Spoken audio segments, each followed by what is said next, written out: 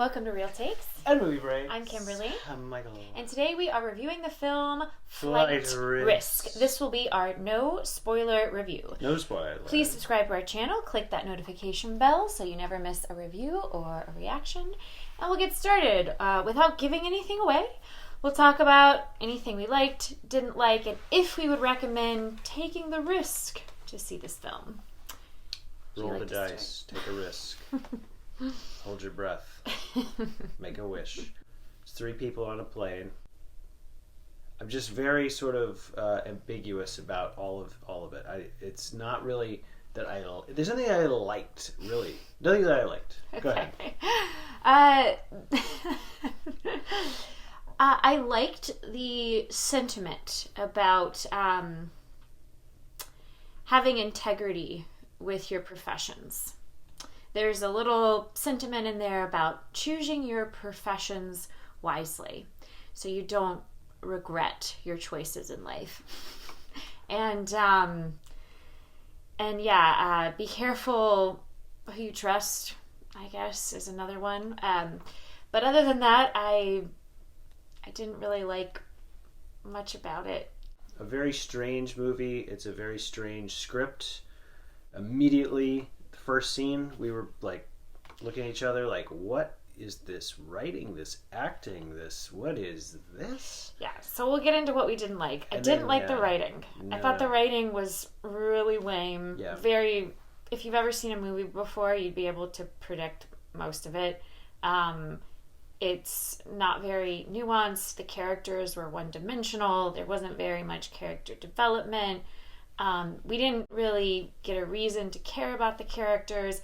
It's mostly one location, which is fine. They're in the plane.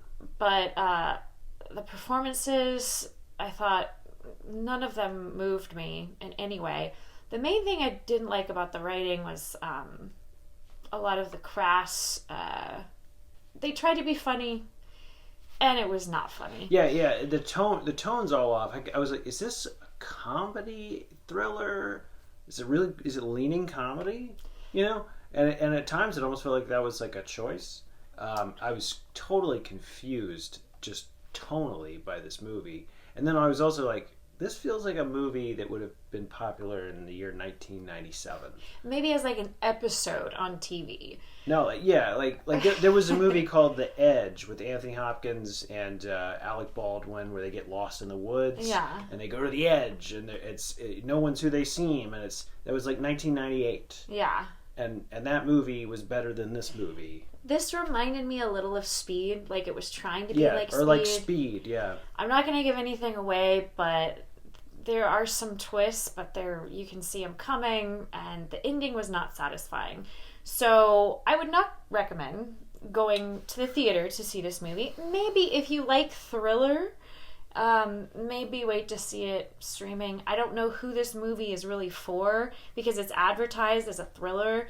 There are moments where you're like, oh, what's going to happen? Kind of tense moments, but it wasn't. I think it's for guys who like B movies. Okay. And then maybe some women that also kind of are into B movies.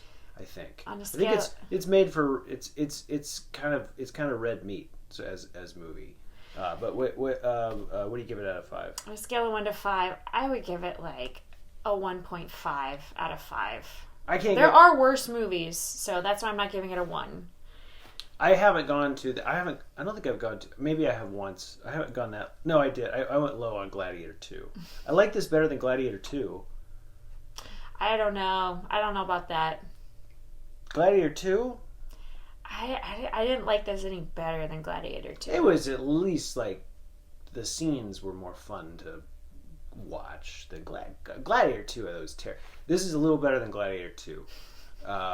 And look, I like Mel Gibson as a director. I actually like the way he kind of crafts scenes. You know, like I love Apocalypto. I love Hacksaw Ridge. I love The Passion. I want him to make The Resurrection. So, if you like him as a director and you want to go see this and you're like, want to go have a good time, there's a lot of movies that are out right now. It seems like that are kind of replicating the movie Trap. Yeah. I feel like Trap has kind of sort of signaled a new type of thriller where there's like this weird overacting comedy type thing. I feel like this kind of falls into that category. There were a lot of previews before the film that are movies like that. So I'm actually all in favor of the modern Hitchcockian type movie like this. I'm fine with it. But this one, my issues with the film just on logic, and I'll get more into that in the spoiler. But I'll give it a 2.5 out of 5. Yeah, maybe go see the movie if you want to see Mark Wahlberg and what he looks like balding. Mark Wahlberg. But if you're curious to know how we as filmmakers might improve the film, or if you're curious about our spoiler review, where we will go into more depth analyzing why it wasn't effective.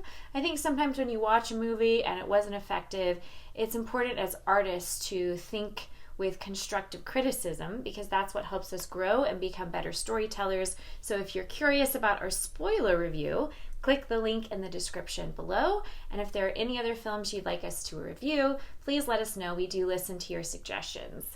I feel like a friend to everyone is a friend to no one. So if occasionally you don't give a movie a bad review, chances are you're not really being fully real. This is called Real Takes because we're not afraid to be real when we don't like something. And I have for Gladiator 2. And so I can really say I didn't like this movie. I wouldn't recommend it. And you have. So stay real. And have great takes.